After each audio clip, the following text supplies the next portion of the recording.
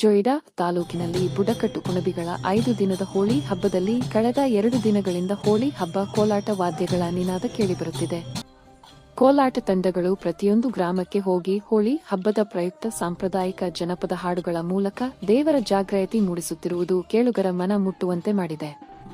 ಕುಮಗಾಳ, ಲಾಂಡೆ, ಪಾಟ್ನೆ, ಅಣಶಿ, ಭಾರಾಡೆ, ಕುಂಡಲ, ಕೆಲೋಲಿ, ಕಾರಸಿಂಗಳ, ಕಾಟೆಲ, ಪಾತಾಗುಡಿ, ಮೈನೂರ್, ಕಾಳಸಾಯಿ, ಮಾತಕರ್ಣಿ, ಕಾರಟೋಳಿ, ತೆರಾಳಿ, ನುಜ್ಜಿ ಹೀಗೆ ಅನೇಕ ಗ್ರಾಮಗಳಲ್ಲಿ ಸಿಗಮು ತಂಡಗಳಿವೆ.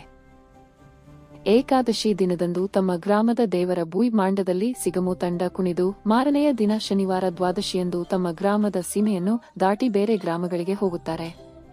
ಪರಿಸರ, ಕುಲದೇವರು, ಗ್ರಾಮದೇವರ ಹಾಡುಗಳು, ಶಿವ ಪಾರ್ವತಿ ಹಾಡುಗಳು, ಭೂಮಿಯ ಸ್ಥಾಪನೆ, ದೇವ ದೇವಿ ಅವತಾರಗಳನ್ನು ಹಾಡಿನ ಮೂಲಕ ಹಾಡಿ ಕುಣಿಯಲಾಗುತ್ತದೆ. ಪೋಷಾಕ ಧರಿಸುವ ಪದ್ಧತಿ ವಿಶೇಷವಾಗಿದೆ. ತಲೆಗೆ ಮುಂಡಾಸು, ತರಂಗ, ದೋತರ, ಕೊರಳು ಪಟ್ಟಿ, ಕಾಲಿಗೆ ಗೆಜ್ಜೆ, ಕೈಯಲ್ಲಿ ಕೋಲು, ತಾಳ, ಡೋಲು, ಕಂಸಾಳೆ ನಾದಕ್ಕೆ ಹೆಜ್ಜೆ ಹಾಕಿ ಕುಣಿಯಲಾಗುತ್ತದೆ. ಚೌಗಾಚೆ ತಾಳ, ಚವರಂಗ, ಕೆಗದಿಚೋ ಬೊಂಡು, ಸೈನುಕೊಲೆ, ಬೋವರಿಚೋ ತಾಳ, ಪುಣ್ಯಾಚೋ ಧರ್ಮ, ಗಡಿ ಬಾಂಧಚಲೋ ತಾಳ ಹೀಗೆ ವಿವಿಧ ರೀತಿಯ ಹಾಡುಗಳಿಗೆ ಹೆಜ್ಜೆ ಬೇರೆ ಬೇರೆ ರೀತಿಯಲ್ಲಿ ಹಾಕಲಾಗುತ್ತದೆ.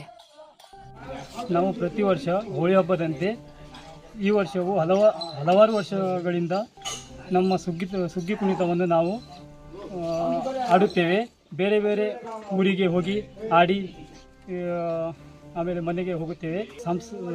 ಸಂಪ್ರದಾಯವನ್ನು ಇನ್ನ ತಲೆಮಾರಿಕೊಂಡು ಬೇಕಿದ್ದ ತನಕ ಇದು ಪಾಲಿಸಿಕೊಂಡು ಬಂದಿದ್ದೇವೆ.